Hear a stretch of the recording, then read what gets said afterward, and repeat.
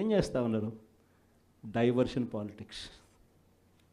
ప్రతిరోజు ప్రతి నెల ఒక టాపిక్ తీసుకొస్తారు, ఏదో ఒక టాపిక్ తీసుకొచ్చి గోబల్స్ ప్రచారంలో భాగంగా ప్రతి ఒక్కడు దాన్ని అందుకుంటారు.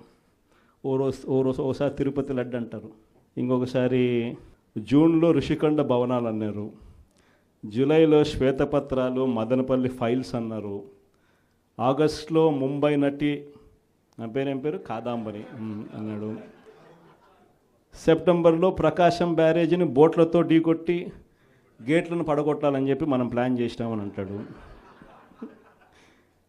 అక్టోబర్లో సరే ఇంకా ఎట్టాగ మీరు అంతా చూశారు, నా కుటుంబాన్ని తీసుకొచ్చినాడు.